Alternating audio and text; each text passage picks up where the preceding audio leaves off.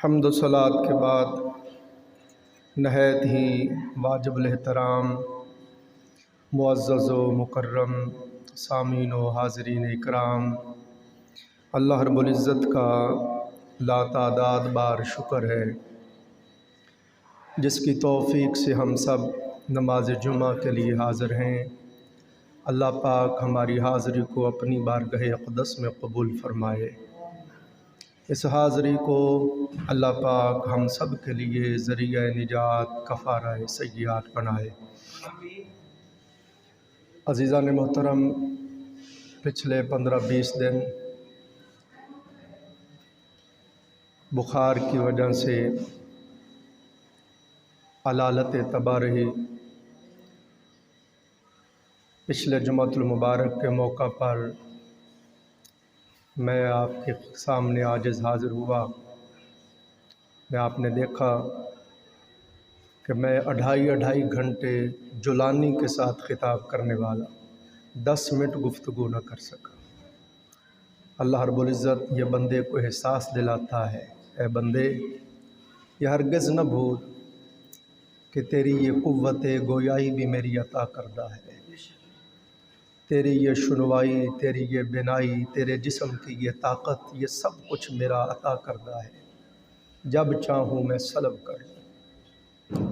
اللہ رب العزت اپنے بندوں کو اپنے حضور اور زیادہ جھکنے کے لیے، عبادت کے لیے، بندگی کے لیے، اطاعت کے لیے، شکر گزاری کے لیے نعمتیں دیتا ہے اور پھر لیتا ہے کہ اس کو احساس رہے یہ کسی کی چیز ہے، یہ دولت کسی کی عطا کرتا ہے۔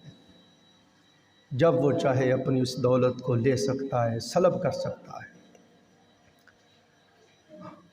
حضرت ابراہیم علیہ السلام نے ادب سکھایا، وَإِذَا مَرِضْتُ فَهُوَ يَشْفِينِ، اور جب میں بیمار ہو جاتا ہوں پس وہ شفا دے دیتا ہے۔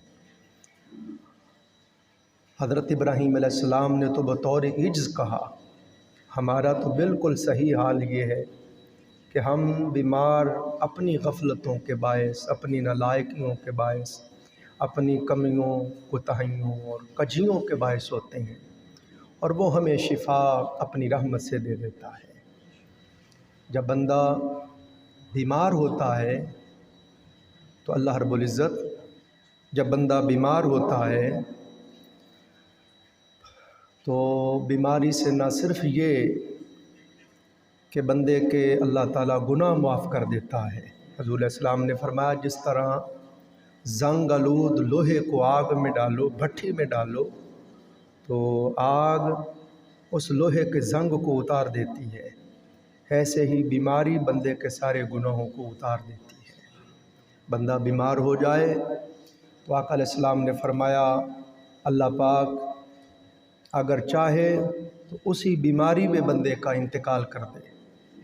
اگر اس بیماری کے باعث انتقال ہو جائے تو اللہ اس بیماری کو اس بندے کے گناہوں کا کفارہ بنا دیتا ہے، اور اگر اسی بیماری میں وفات ہو جائے تو نہ صرف یہ کہ گناہ بخش دیتا ہے، شہادت کا رتبہ عطا فرماتا ہے۔ تو ہمارے لیے تو اس نے سارے معاملات ہماری بہتری کے لیے رکھے ہیں۔ بہرحال ربیع الثانی کے شروع میں نے ایک موضوع شروع کیا کرامت کے حوالے سے، پھر بیمار ہو گیا، وہ وہیں رہ گیا۔ اس سے پہلے پچھلے سال میں نے سیریل وائز بڑے تفصیل کے ساتھ علم کے اوپر کئی مہینے خطاب کیے۔ وہ ماشاءاللہ حارث بھائی اب فیس بک پہ لگا رہے ہیں، وہ چل رہے ہیں۔ کچھ حصہ علم کے حوالے سے تھا، ابھی چونکہ میرا گلا وغیرہ، چھاتی وغیرہ صحیح نہیں، طبیعت اس طرح نہیں ہے ابھی، تو علم کا کچھ حصہ رہ گیا تھا، تو میرے دل میں اللہ نے ڈالا کہ اس کو پڑھیں۔ تو آج ہم علم کے حوالے سے تھوڑی گفتگو کریں گے۔ یہ ساری چیزیں ہم نے پڑھی کہ حضرت آدم علیہ السلام کو اللہ پاک نے فرشتوں سے جو سجدہ کروایا، سجدے کا باعث بھی علم تھا۔ حضرت آدم علیہ السلام کو اللہ پاک نے فرشتوں پر سرداری اور سرفرازی جو عطا کی، اس کا باعث بھی علم تھا۔ علم اللہ رب العزت کا وہ نور ہے جس کو نصیب ہو جائے وہ سب سے بڑھ کر افضل النسب اور افضل اللقب ہو جاتا ہے۔ یہ آقا علیہ السلام نے فرمایا ہے دنیا میں جتنے بھی بڑے سے بڑے حسب والے نسب والے لوگ ہوں، عہدے والے منصب والے لوگ ہوں، یہ بات ذہن نشین کر لیں، اللہ نے اگر آپ کو دولت علم سے بہرہ یاب کر دیا ہے تو اس سے بڑا نہ کوئی حسب ہے نہ اس سے بڑا کوئی نسب ہے۔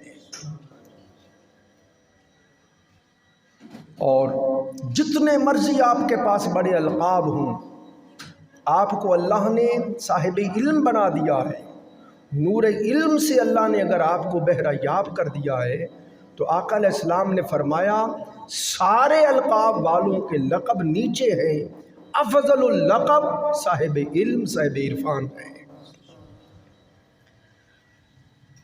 عزیزان محترم، یہ مولانا رحمۃ اللہ سبحانی صاحب کی کتاب ہے مخزن اخلاق، یہ بڑی میری محبوب کتاب ہے۔ زندگی میں نے جتنی بھی کتابیں پڑھی ان میں چند میری محبوب کتابیں ہیں، ان میں سے یہ بھی میری ایک محبوب کتاب ہے، اس میں سے آپ کو سنا رہا ہوں۔ فرماتے ہیں علم ایک طاقت ہے، فرماتے ہیں 1,00,000 جاہل ہو، 1,00,000 جاہل ہو اور دوسری طرف ایک صاحب علم ہو، تو علم کی طاقت کا یہ عالم ہے کہ صاحب علم اپنے علم کی طاقت سے 1,00,000 بندے کو کنٹرول کر سکتا ہے۔ فرماتے ہیں ایک عالم کی صاحب علم کی 1,00,000 جاہلوں سے طاقت زیادہ ہوتی ہے۔ پھر عزیزان محترم فرمایا اگر تم نے اپنی اولاد کو جنم دیا اور بس جنم دے کے چھوڑ دیا، پیدا کیا اولاد کو اور بس چھوڑ دیا، پھر اس کو علم نہ سکھایا، تو فرماتے ہیں اس کو گمراہی سستی میں تو نے پھنسا دیا، گمراہی اور سستی اور کاہلی اور بدبختی کے قید خانے میں اس کو بند کر دیا۔ اور اگر اپنے بچے کو علم سکھایا، نیک چلنی سکھائی، علم سکھایا، کردار و گفتار سکھایا، تو سمجھ لے، جان لے کہ تو نے اس کو دنیا و آخرت کی تمام قیدوں سے رہا کر دیا۔ ذہن نشین یہ بات کر لیں، لائق محبت صورت نہیں ہوتی، لائق محبت ہم صورت سے محبت کرتے ہیں اور ہم سمجھتے ہیں کہ لائق محبت وہ ہے جو صاحب صورت ہے، حسین ہے، ایسا نہیں ہے۔ اگر لائق محبت صورت ہے تو کتنی ہستیاں ہیں جن سے ہم محبت کرتے ہیں، کتنے علماء، کتنے اولیاء، کتنے صالحین، کتنے متقین، تبع تابعین، صحابہ کرام، اہل بیت اطہار، کتنی ہستیاں ہیں جن سے ہم دل جان سے محبت کرتے ہیں، اپنے گھر بار سے بڑھ کے محبت کرتے ہیں، بیوی بچوں سے بڑھ کے محبت کرتے ہیں، اپنی جند جان سے بڑھ کے محبت کرتے ہیں۔ اہل بیت اطہار کی بات ہو، صحابہ کرام کی بات ہو، اولیاء اعظام کی بات ہو، تو یہ ہماری محبت صورت سے نہیں ہے۔ آپ کہیں گے جی دلیل کیا ہے؟ دلیل یہ ہے کہ صورت تو ہم نے دیکھی ہی نہیں ہے۔ ابوبکر صدیق کو ہم نے دیکھا، سیدنا فاروق اعظم کو، سیدنا عثمان غنی کو، مولا علی شیر خدا رضی اللہ تعالیٰ عنہ کو، امام علی مقام امام حسین علیہ السلام کو، اور تمام اہل بیت اطہار اور ازواج مطہرات اور اطرت رسول صلی اللہ علیہ وسلم اور اولیاء اللہ حضور داتا صاحب رضی اللہ تعالیٰ عنہ، کتنی ہم محبت کرتے ہیں سب سے، تو ان میں سے کسی کو ہم نے نہیں دیکھا مگر محبت کرتے ہیں۔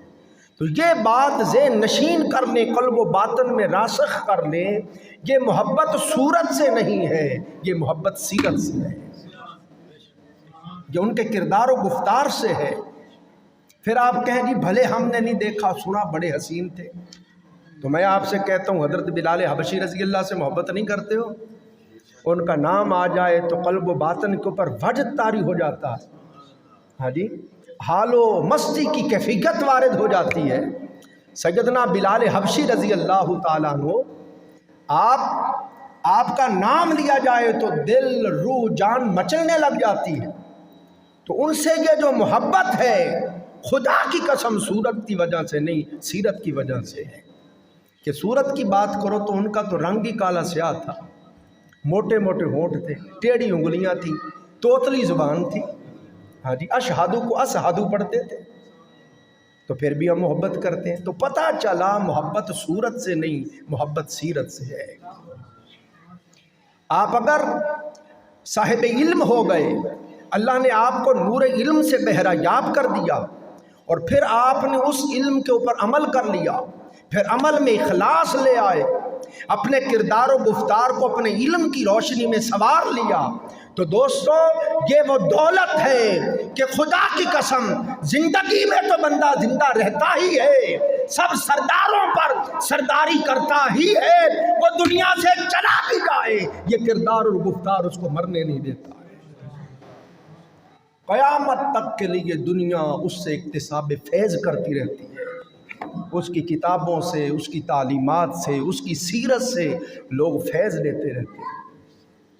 جب بندہ کردار اور گفتار سنوار لے تو یہ بات سمجھائی، اگر آپ نے اپنے بچوں کو علم سکھا دیا، کردار گفتار ان کا سنوار دیا، تو ذہن نشین بات کر لیں کہ ان کو دنیا و آخرت کی ساری قیدوں سے رہا کر دیا۔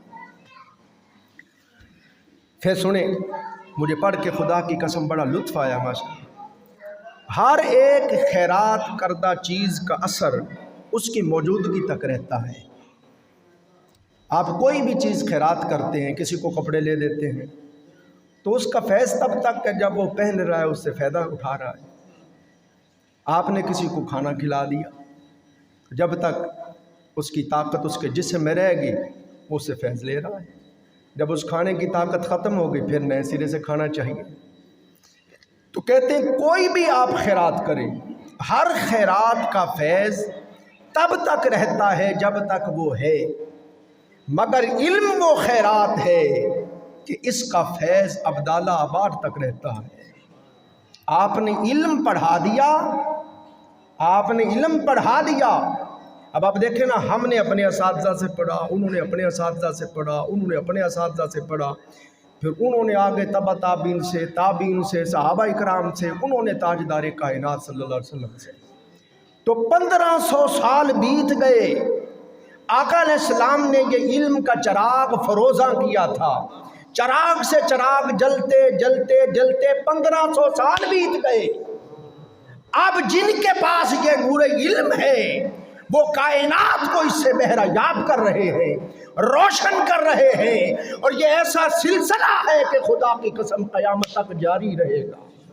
اس علم کا فیض ختم نہیں ہوتا، علم کا فیض ختم نہیں ہوتا، یہ چراغ سے چراغ، چراغ سے چراغ جلتا جاتا ہے، جلتا جاتا ہے۔ تو مطلب یہ ہے کہ آپ اگر چاہتے ہیں کہ ایسی خیرات دیں جس کا فیض ابدال آباد تک جاری رہے، تو وہ خیرات علم کی خیرات ہے، وہ علم کی خیرات ہے۔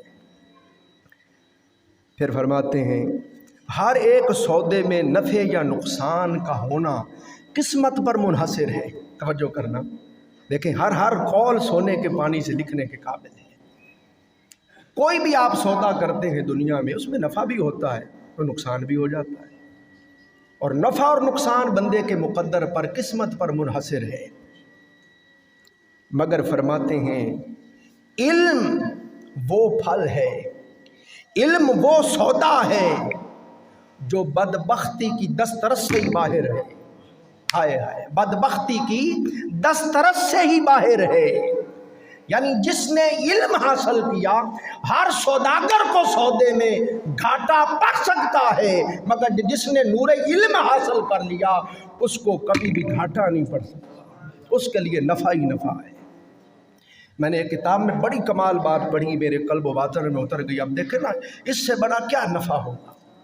کہتے ہیں کہ ایک آدمی ان پڑھ ہے، جاہل ہے، اس کو شیطان نے پھسلا دیا، بہکا دیا، بھٹکا دیا۔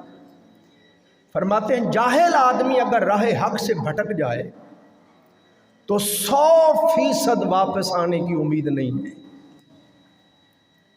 مگر جس کے پاس علم ہے پہلی بات تو شیطان اس کو بہکا نہیں سکتا، اور اگر وہ بہک جائے پھسل بھی جائے تو علم کا یہ کمال ہے کہ 100% امید ہے علم اس کو واپس پلٹا لائے گا، اس کو لٹا لائے گا۔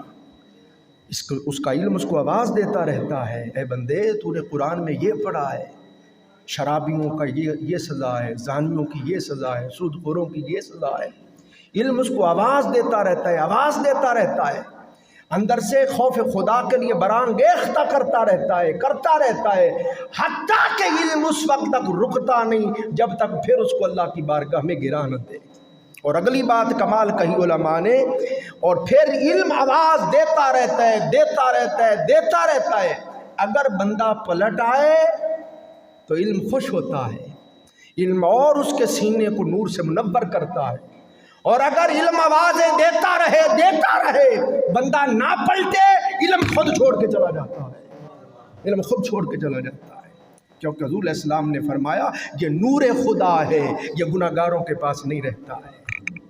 علم نور خدا ہے، یہ گناہگار جو بدکار لوگ ہیں جن کے دل و دماغ میں گند بھرا ہوا ہے، یہ اس میں نہیں رہتا ہے، یہ خدا کا نور ہے۔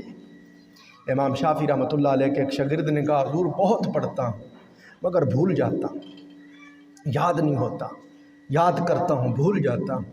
آپ نے فرمایا بیٹے اپنا محاسبہ کرو، تم میں کمی ہے، گناہ چھوڑ دو، یہ نور خدا ہے، یہ گناہ گاروں کو نصیب نہیں ہوتا ہے۔ کتنی حکمت کی بات ہے۔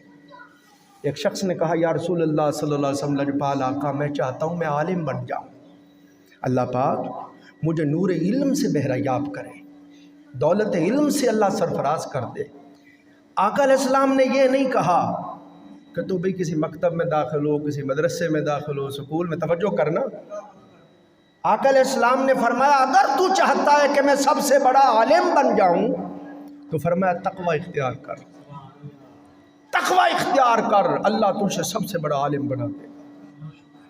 اور میں نے اس کے اوپر کئی مرتبہ گفتگو کی ہے، آپ تقوی اختیار کریں، تقوی جس طرح اللہ نے چاہا ہے اپنی زندگی ویسی کر دیں، جو اس نے کہا ہے وہ کریں، جس سے منع کیا منع ہو جائیں، تقوی اختیار کریں۔ خدا کی قسم اللہ بغیر پڑھے بندے کو علم عطا کرتا ہے، تقوی کے باعث بندے کے سینے کے اندر اللہ پاک علم و معرفت کے چشمے جاری کر دیتا ہے۔ میں نے پڑھا حضرت شیخ شبلی رحمۃ اللہ علیہ فرمایا کرتے تھے کہ میری زندگی میں کبھی کوئی ایسا دن نہیں آیا کہ میں نے اللہ کی خاطر اپنی کسی خواہش کو چھوڑا ہو، اللہ کی خاطر میں نے مخالفت نفس کی ہو، اللہ کے لیے میں نے تقوی اختیار کیا ہو، اور اس نے اس کے باعث نور علم کی کوئی نہ کوئی نئی بات مجھے عطا نہ کی۔ اور ایک اور بات کہوں، جن کو تقوی کے باعث علم لدنی نصیب ہوتا ہے، باقی علم والے تو ان کے غلام ہوتے ہیں، علماء عرفاء کے غلام ہوتے ہیں۔ آپ کو سنایا نہیں حضرت بشر الحافی آئے، حضرت امام اعظم حنیفہ ادب سے کھڑے ہو گئے، تقریم تعظیم کے لیے کھڑے ہو گئے، اور فرمایا سیدنا بشر الحافی آ گئے۔ شاگردوں نے کہا جی یہ ننگے پاؤں والا دیوانہ، یہ پاگل، یہ کہاں سے سید ہو گیا؟ آپ نے فرمایا ہم ساری زندگی جسم اور نفسوں کی خدمت کرتے رہے، یہ وہ ہستی ہے جو جب سے اللہ نے محبت عطا کی ہے صرف روح کی خدمت کر رہا ہے۔ اور لوگ بیٹھے رہتے، جب اٹھ کے چلے جاتے تو آپ سے لوگ کہتے جی آپ اس سے کیا سیکھتے؟ ماتے میرے استاد ہیں یہ۔ لوگ کہتے جو آپ فقہ کے امام، تقوی کے امام، حدیث کے امام، آپ کا یہ کیسے استاد ہوگا دیوانہ ننگے پاؤں والا؟ آپ فرماتے ہیں میں وہ علم پڑھاتا ہوں جو کتابوں سے پڑھتا ہوں، اور سینہ بسینہ ایک صحابی سے دوسرے سے تیسرے روایت درایت سے مجھے ملا ہے، مگر بشر الحافی وہ سناتا ہے جو رات یار کی کچہری سے سن کے آتا ہے۔ جب لوگ مجلس سے باقی اٹھ کے چلے جاتے آپ بیٹھے رہتے، اور پھر جب سب لوگ چلے جاتے خلوت ہو جاتی، دو زانو عرض کرتے حضور کو حضور کی بات ہی سنا، تو پھر بشر الحافی سے حضور کی کچہری کی باتیں سنتے۔ تو یہ تقوی والے لوگ ہیں جن کو نور تقوی نصیب ہو جائے اور نور تقوی کے باعث علم لدنی نصیب ہو جائے، ان کی شان علماء سے کہیں زیادہ ہوتی ہے۔ فقہ کے امام، حدیث کے امام، تفسیر کے امام، یہ تو ان کے غلام ہوتے ہیں۔ حضرت فضل گنج مراد آبادی، حضرت فضل گنج مراد آبادی رحمۃ اللہ بہت بڑے بزرگ ہوئے ہیں انڈیا میں۔ وہ فرمایا کرتے تھے، میں جب بھی حضور کی کچہری میں جاتا ہوں، توجہ کرنا، جب بھی آقا کی کچہری میں جاتا ہوں میں، فرماتے ہیں خدا کی قسم، حضرت امام بخاری پیچھے بیٹھے ہوتے ہیں مگر سلطان جی حضور کے پہلو میں ہوتے ہیں۔ لوگوں نے کہا جی سلطان جی کون ہے؟ فرما محبوب الہی خواجہ نظام الدین اولیاء، یہ سلطان جی ہیں۔ تو عاشقوں کا وہ مقام ہے کہ محدثین، علماء، فقہاء کا بھی وہ مقام نہیں ہوتا۔ تو یہ والا علم جو ہوتا ہے، علم لدنی، یہ تقوی سے نصیب ہوتا ہے۔ میرا بڑی دیر سے اشتیاق ہے میں کسی دن حضرت جناب خواجہ خضر علیہ السلام کا ذکر کروں، مجھے ان سے بہت محبت ہے۔ تو خضر علیہ السلام سرکار کے پاس خصوصی طور پہ علم لدنی تھا اور انہیں آب حیات پیا ہے، اور اولیاء اور صالحین کی وہ رہنمائی کرتے ہیں۔ تو کسی دن انشاءاللہ میں ان کی شخصیت کے اوپر انشاءاللہ گفتگو، میری طبیعت بہتر ہو اس پہ انشاءاللہ ہم گفتگو کریں گے۔ تو عزیزان محترم، آقا علیہ السلام نے فرمایا اگر تو سب سے بڑا عالم بننا چاہتا ہے تو تقوی اختیار کر۔ ساتھ فرمایا اگر بندہ صاحب تقوی نہیں ہے، گناہ گار ہے، بدکار ہے، اس کے قلب و باطن میں گند بھرا ہوا ہے، علم نور خدا ہے، یہ گندے دلوں اور گندے دماغوں میں نہیں ٹھہرتا ہے، اور چاہتا ہے علم ملے تو تقوی اختیار کر۔ جب تو تقوی اختیار کرے گا بغیر پڑھے، اللہ تجھے علم لدنی عطا فرمائے گا۔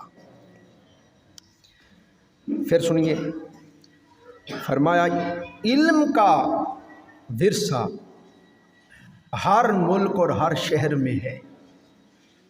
لوگ اپنی اپنی وراثت بناتے ہیں نا، کسی شہر میں اپنی بلڈنگ بنائی ہوئی ہے، کہیں مارکیٹ بنائی ہوئی ہے، کہیں گھر لے کے چھوڑا ہوا ہے، ہاں جی، کسی شہر، کسی جگہ، اور ہزاروں میں سے کوئی ایک ہوتا ہے جس کا اس طرح ہوتا ہے۔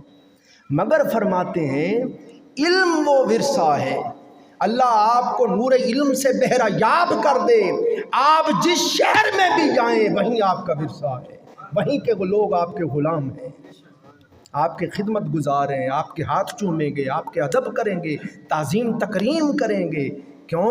آپ کے پاس نور علم ہے، نور علم ہے۔ اور گنج علم، دل پہ لکھیں، گنج علم یعنی علم کا خزانہ۔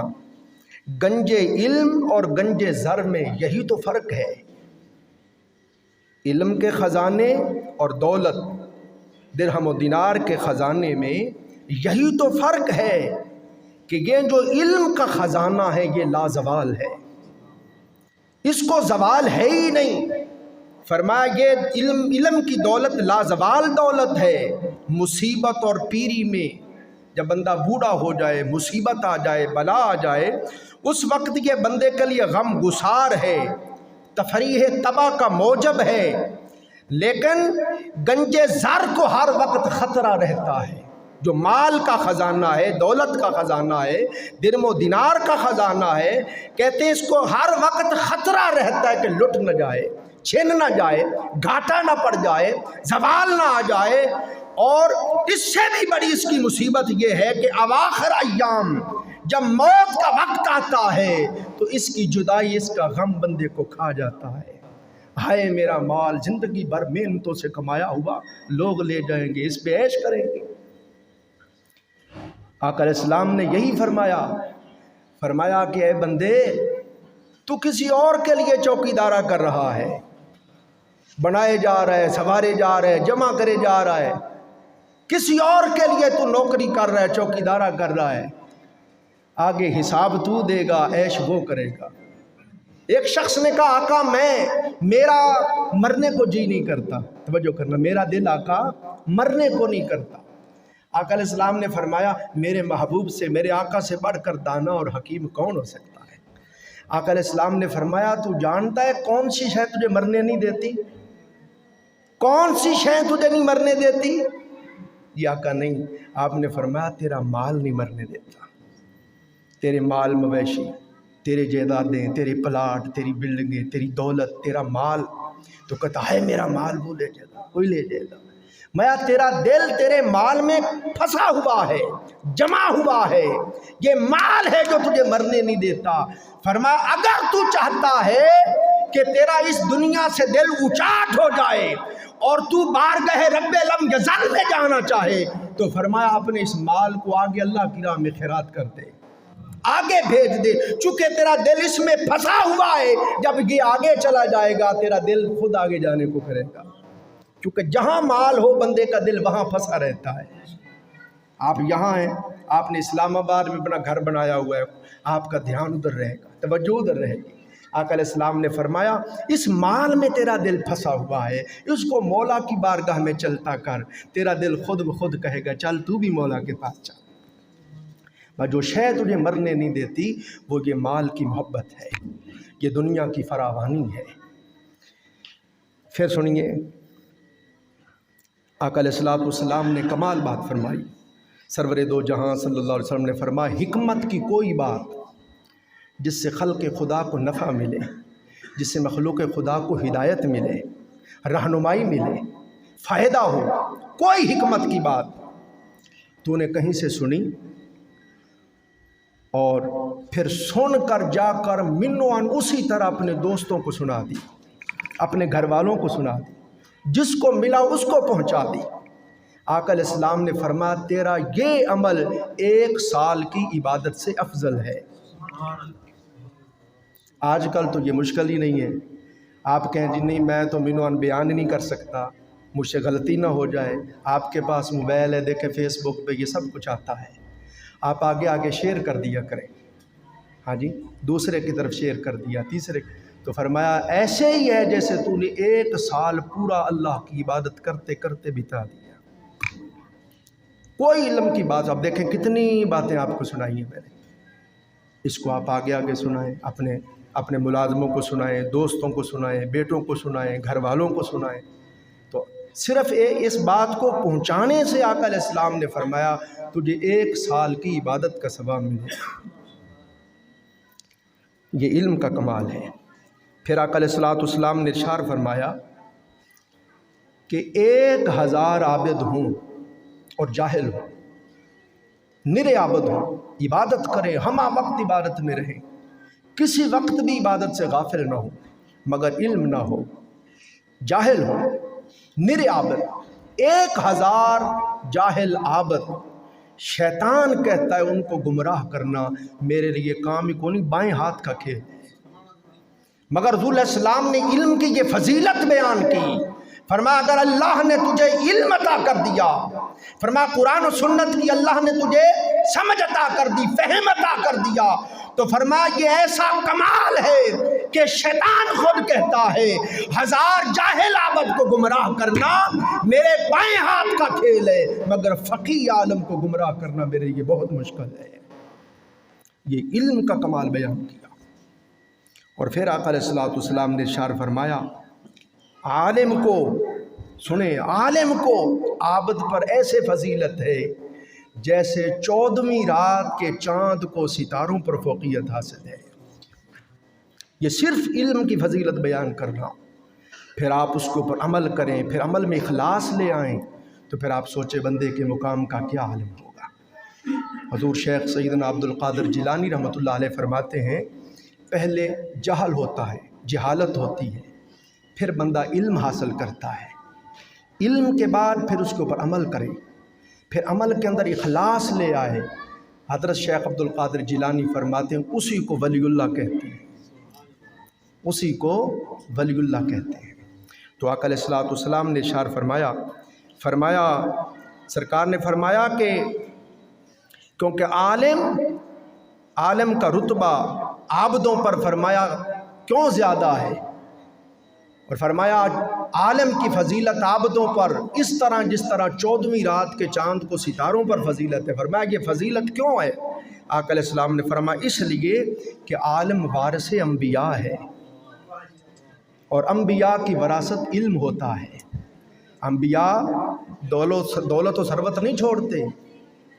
انبیاء علیہ السلام کی وراثت علم ہے اور اس وراثت کے وارث علماء ہیں. چونکہ علماء کو انبیاء علیہ السلام کا ورثہ ملا ہے، اس کی برکت ہے کہ علماء کی فضیلت عابدوں سے زیادہ ہو گئی ہے. اور پھر فرمایا آقا علیہ الصلوۃ والسلام نے، سرکار پاک نے فرمایا کہ عالم کی شان، فرمایا جس طرح میری فوقیت اور فضیلت تمام امت پر ہے، اس طرح میرے علماء کی فضیلت جاہل عابدوں پر ہے. یہ حضور علیہ السلام نے صرف علم کی فضیلت بیان کی.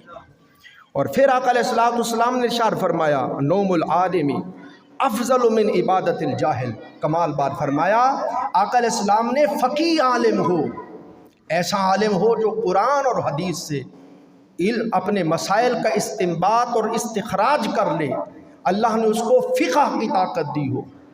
فرمایا جو فقیہ عالم ہو، فرمایا فقیہ عالم سو رہا ہو اور جاہل عابد ساری رات عبادت کرتا رہے، فرمایا فقیہ عالم کا سونا بھی اس کی عبادت سے افضل، عالم کا سونا بھی عابد سے افضل ہے.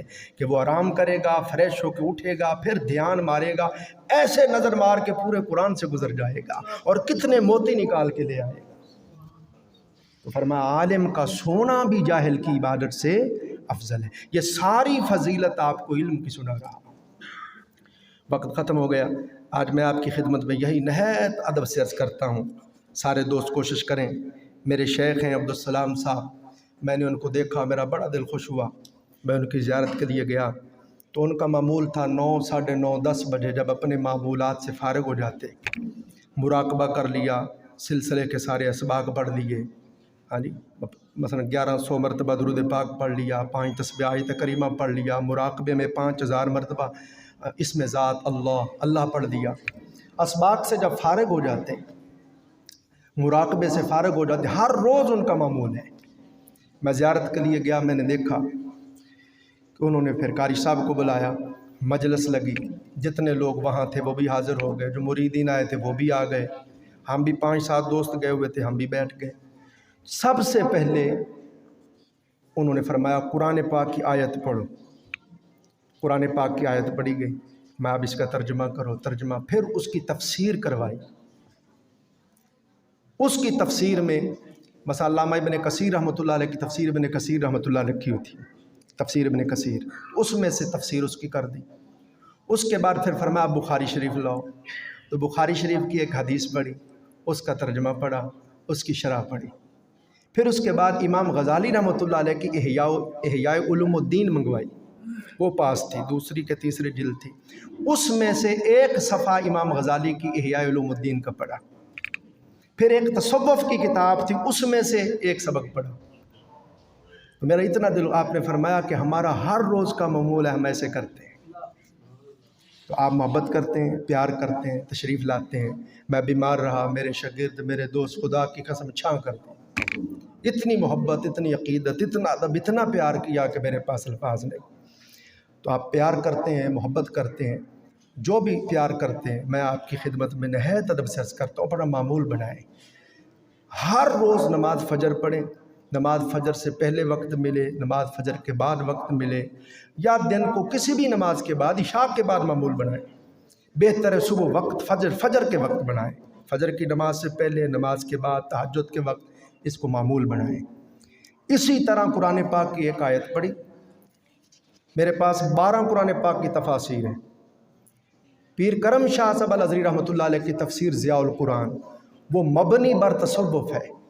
میں جب روحانی چس لینا چاہوں نا، پیر صاحب کی تفسیر ضیاء القرآن پڑھتا ہوں. مختصر بھی ہے اور روحانیت سے معمور ہے.